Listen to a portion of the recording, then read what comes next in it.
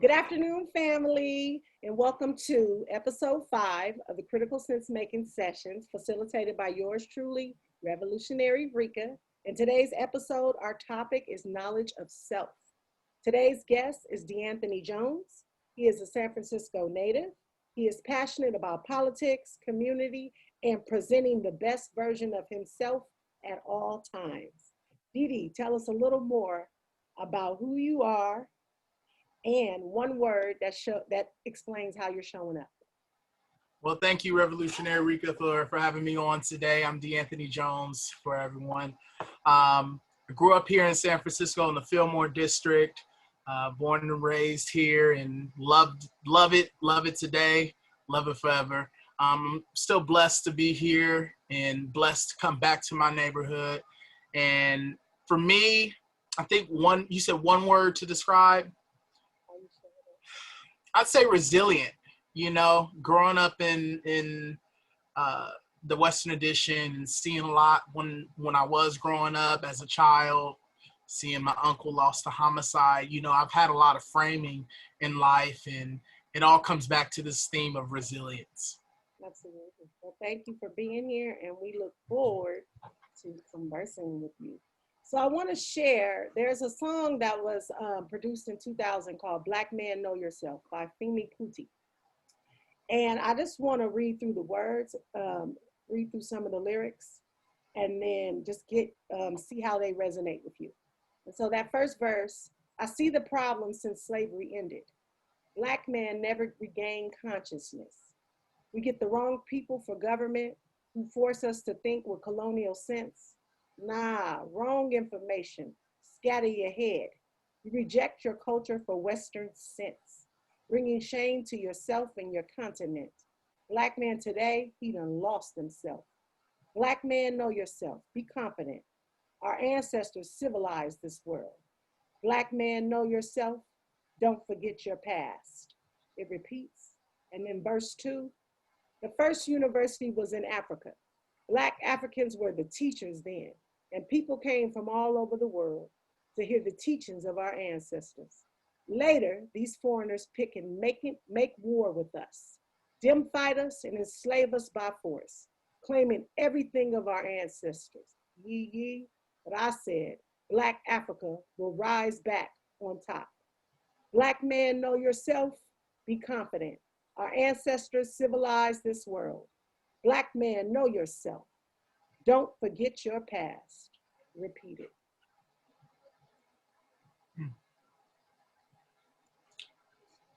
That definitely, I think, touches a vein in what we see in a lot of our Black communities, where we kind of go up against each other. And, you know, it's crazy because I always say this. We learned turf wars from white folks. You know, if you really think about it, we didn't have turf to fight over. So we look in the past, and we learned that from white culture. When you seen the Revolutionary War, the Civil War, it was a battle over turf. And, you know, at our core as a Black community, and I think this is what the song is resonating with, it's just this idea of us letting go of our culture, and in a sense, not even knowing it, right? Because we can't let go of something we don't know. Mm-hmm. And I think this was the oppressor's agenda, right? Mm-hmm. They brought us over here, right? The imperialists, they brought us over here, slavery. They took away our culture, so we didn't know what we had back in Africa, where, you know, we didn't know what the ancient and the ancestral culture was. So I think that, you know, the lyrics kind of point to that, this idea of, hey, we are in Western culture now. This idea of folks looking like each other, killing each other over turf, that's something that white folks did. Mm-hmm. And this is why, you know, when you had Christopher Columbus, when he came here and he seen the Native Americans, he bamboozled them, because the Native Americans, it wasn't in their culture. They were welcoming. They were like, hey, what's going on? Come on in. Mm-hmm. And then in their minds, it's like, we're going to swindle them, and we're going to oppress them. and Native Americans culture is similar with African culture and Latinx culture, because most of them believe in the village approach. It was no individuality. It was no every man for himself, pull yourself by your own bootstraps. Everyone is a part of the village and everyone pulls their weight. And without it, then everything is out of whack. And so you're looking at society now and he's like, humanity is not in harmony at all. We were just talking, but thinking about, look at the churches. When all three of those cultures that I named, before colonization, when you think about spirituality, it took place outdoors. It did not take place in buildings. It was in nature. And so what do you see? You see us being stuffed into these churches, these four walls, to contain our spirits, which our spirits are huge, right? So even though we lost a lot of our culture during this process, bits and pieces were still being passed down through stories and through songs, right? And so we know it a little bit, but we have been chasing the white gaze for so long that we don't even realize most of our culture was stolen, pre-packaged, and sold back to us, and we bought into it. So I thank you for lifting that up. And so I want to move in just into our first part of our conversation and have you share a little bit about how it was growing up in liberal San Francisco. When did you first become aware of power and privilege? How did that impact your educational journey? And how did your village educate and equip you with the knowledge of self? And I'm reading the questions here on my right too, just so I can remember. But just to start off, I think growing up here in liberal San Francisco, and I love the way you framed that, because, in my humble opinion, the lines of liberalism is skewed in this town. Because for me, growing up in this town and learning about how the Black community, especially here in the Fillmore, had been displaced, and across the city too, Hunters Point, displaced over the past 3 decades. When you talk about a population of folks that was 22% at its highest, now down to about 5 to 6%, depending on what numbers you're looking at. It just kind of opened my eyes to this idea of, hey, I want my oppressors to be honest with me, and you think about the South, where you kind of know what it is, right? You know what it is, the tension, right? And they're not shy about it. Whereas here in liberal San Francisco, you just see this more undermining type of culture. And me becoming aware of power and privilege was actually this idea of the San Francisco Youth Commission. I was appointed to the Youth Commission, but my thing as a high schooler, so from 2008 to 2010, but I was just able to really see on the Youth Commission and then the years after just how much Black and brown youth didn't really know about these opportunities to get involved. Thus, you didn't really have a lot of voices at the table that represented us. It impacted my educational journey. It actually helped me a lot, right? Being on the Youth Commission taught me more about government than my government program at Sacramento State. Mm-hmm. And, that was because you were learning by doing. And, and we've worked together before, the power of learning by doing. And I felt like, I'm not saying my educational journey wasn't worth it, but what I'm saying is that's the technical hands-on stuff that a lot of our Black and brown youth don't have access to. My village educated me and, equipped me with knowledge of self, because here in the Fillmore, for what it's worth, we do celebrate culture here. We do have a strong cultural presence here. And, I feel like we this is the one thing that we hold on to as a community. Things like Juneteenth, right? Juneteenth in the Mo, wonderful, beautiful. And it was always a time where we would just get together. We Black entrepreneurs out on the street, we patronizing each other, we saying hi to each other, people catching up with each other. And, people take that for granted, but I love to see my people in that state. And for me as an openly gay Black men, you know, I feel like the context of it is, you know, I feel more welcome at Juneteenth than I even do the Pride Parade. I hardly go. And you know, that's not to criticize the Pride Parade, but, you know, I feel so at home when I'm with my people, you know, and I feel like this is the community that I always hang on to. You know, I was born Black. I came out 10 years ago. That's right. You know, I was Black before I was gay. And, you know, that's what you see when you come out. So I'm always in tune with my culture. All right. Well, thank you for sharing that. And so the second part of our conversation, I want to ask a couple of questions. How do you expand your awareness of your collective social identities and manage their impacts upon your life? How have you learned to identify, understand, trace, and transform your internalized patterns? How do you uncover your hidden biases and prejudices and develop a plan for overcoming them? I think for me, you know, I've actually went into this area where I'm very much studying Bayard Rustin, right? Because I feel like, you know, when I came out, and, you know, not to lean heavily on that, but when I came out, you know, I was like, who in my community, who looks like me that I can relate to, that was involved in social movements, fighting for social justice, but did it for the culture, did it for the people. And, you know, I looked at Bayard Rustin, and that's what I've been doing. It's like reading his writings and really getting used to his history in the civil rights movement. And of course, for a lot of people who don't know, he had to kind of put his sexuality on the back burner, right? Yeah. Because for him and for the rest of the movement, the priority was civil rights for Black people.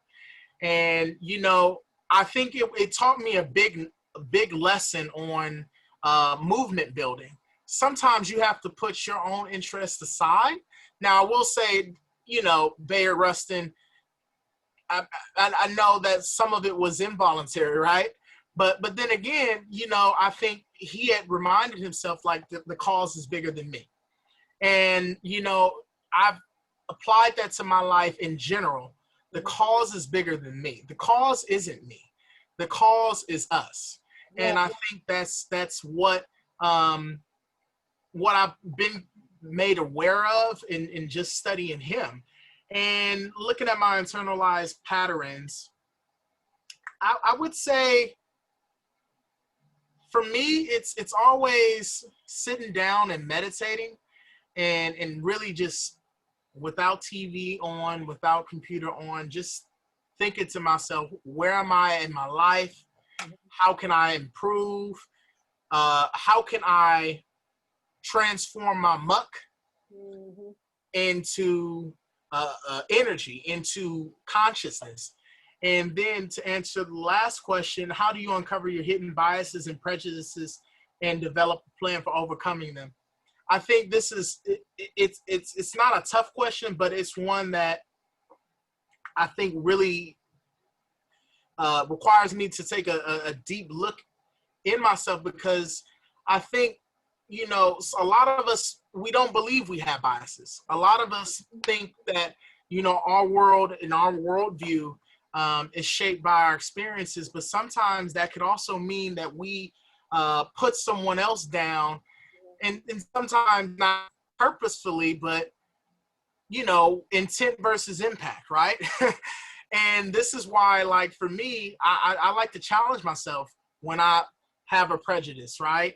And I often remember what those prejudices meant and means for me as a Black man in America, especially in this age. So, like, I feel like as Black people, right, we have this empathy around this idea of prejudices that we oftentimes have to challenge ourselves with. Like, I'll give you a quick example. You know, me and my uncle got in this big argument about undocumented immigrants. And, you know, I challenged him on it, but I first had challenged myself on it, because I had heard growing up, oh, they're coming and they're stealing our jobs. Then I thought about it, you know, and as I was working with folks on the youth commission, right, and learning about that community, I really came to the realization that they go through a lot. They go through a lot, not only to get here, but to be here and to stay here. And to say that they're more privileged than us is an overstatement, because a lot of them have to hide. A lot of them get paid under the table, little next to nothing, no health care, right? So are they really making it better than us? And then this idea of, you know, the crabs in the barrel mentality, right? We're talking about what they're taking from us and the jobs that they're taking, but really these are low wage paying jobs anyway, right? So it's like you're complaining about them stealing the crumbs away from us instead of complaining about why we're all getting just crumbs. So really just challenging myself to really think like that has been, I think, the tool that I've used to dispel some of my biases. Okay, and I just wanted to share out too, a lot of times, well, most of the time, minorities are holding trauma from historical trauma, from living in this country and participating within the institutions that breed toxicity, right? And so the safest thing to do is lateral violence. And so I'm going to attack the immigrants because they're a safer target than me trying to attack those in power, right? And so when I don't know, then these biases creep in because I haven't done my inner work. I haven't figured out the thing that has kept me stagnant. And a lot of times it happens in childhood or through our own personal traumas that we all experience, especially like you talked about growing up in the Western edition.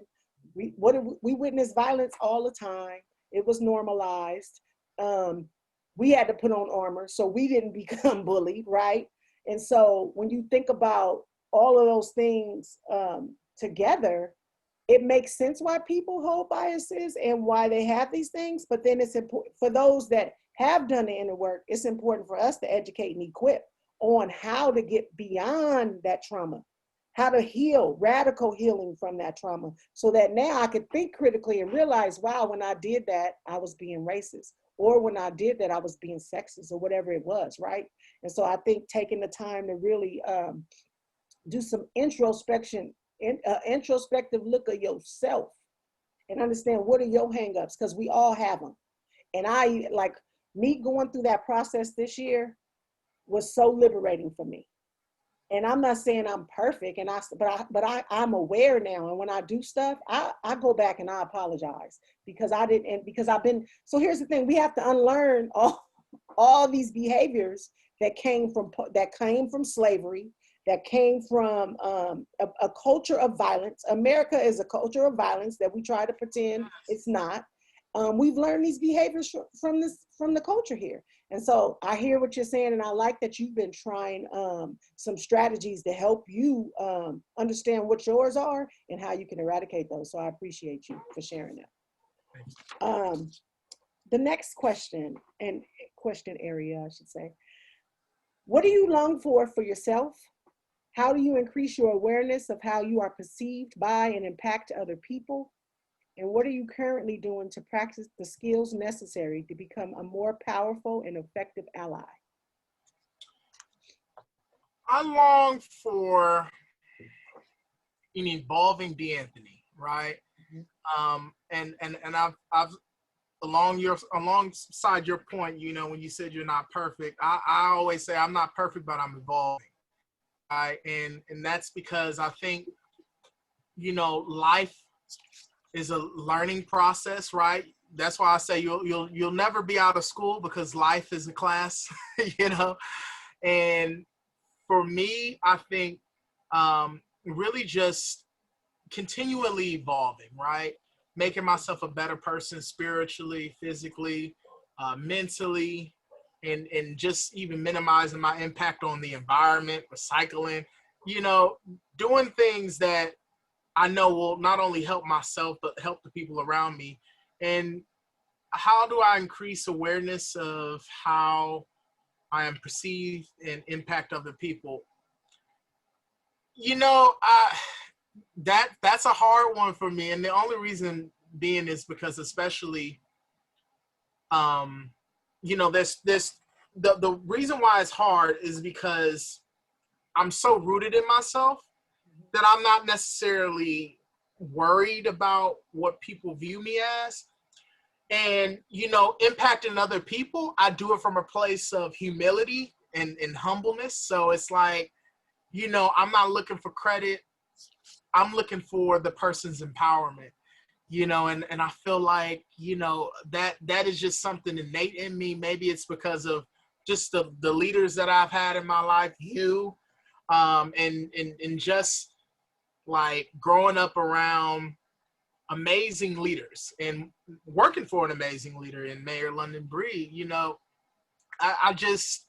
I'm so rooted in myself, and I'm so humble and just have this high sense of humility, or at least I try to where, you know, I'm not necessarily worried about what people think, for good or for better or for worse, right? Because I do what I do from the heart. And what am I currently doing to practice the skills necessary to become a more powerful and effective ally? Not being afraid to enter spaces. You know, you just and you know, I'll give you context, but there's this club called the Sex Positive Democratic Club. Okay. And what this club is basically how do they promote this idea of healthy relationships and healthy interactions? And the reason why I brought that up is because they had approached me about being involved in you know, working on like some equity issues. And I said, well, you know, I've never heard of this club, but I'm willing to be a part of this conversation.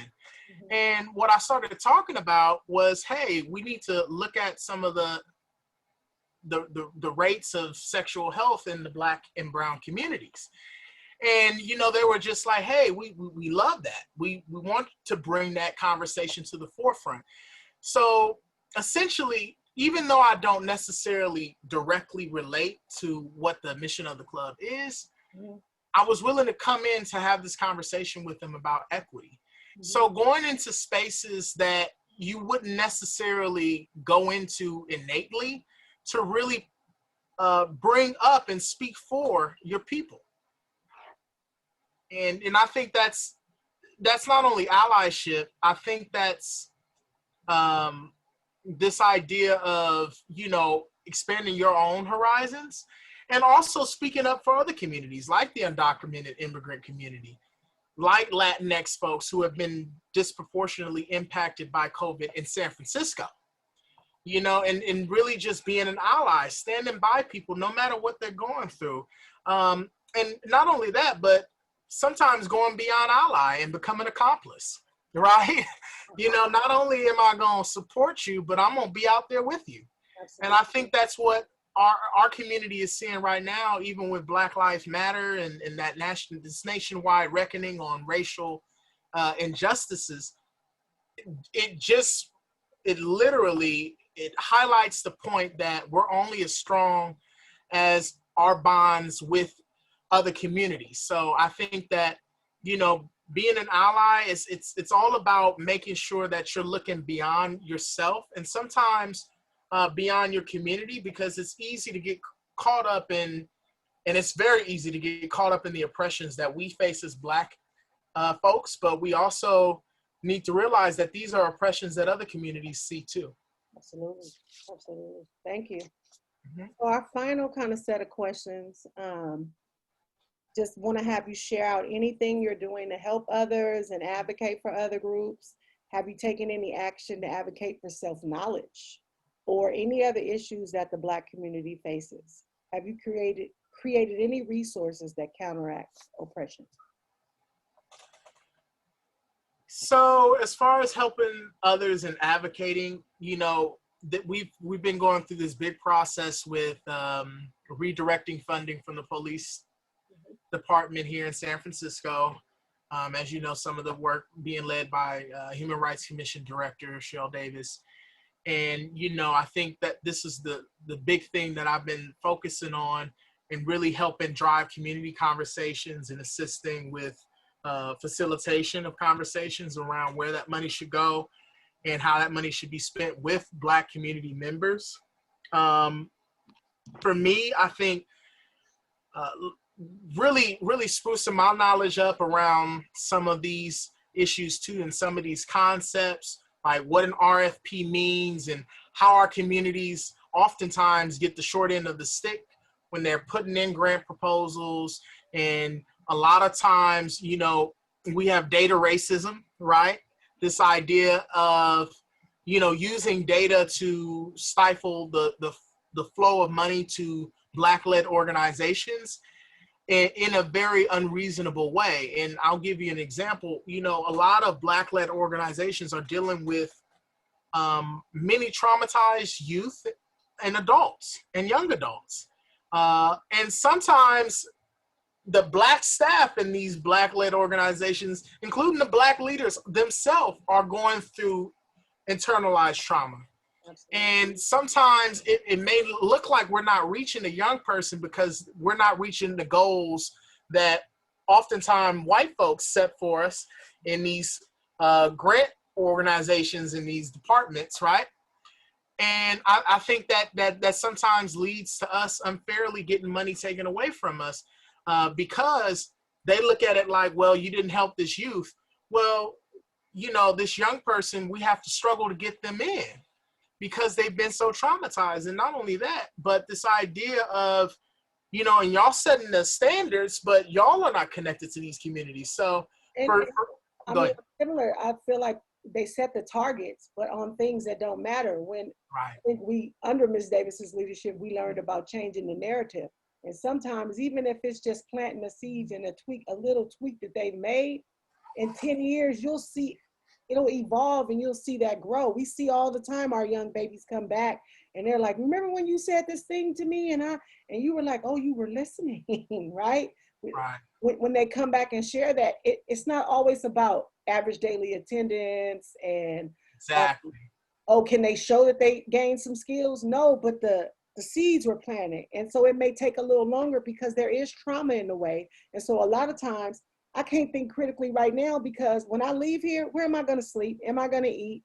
Are they going to be getting high all night in my house? You know, all these different things that I know that the young people that I've worked with are come up against. Yeah.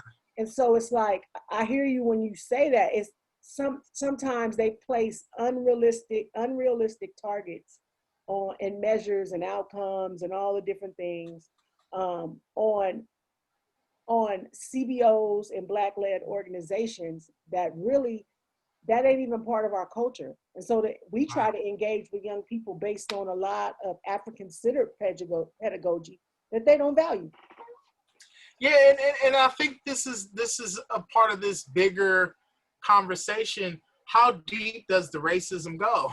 How deep does the prejudice go? And even in giving Black-led organizations this money, like I said, the expectations, and you alluded to it, the expectations are being set by folks who don't have any connection to our community, right?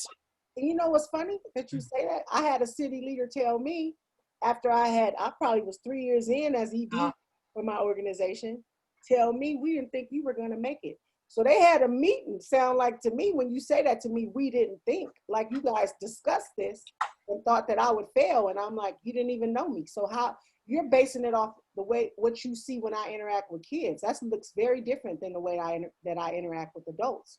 And so to hear her say that, it took everything in me not to go across the table. But at the end of the day, I'm like, her opinion doesn't matter, right?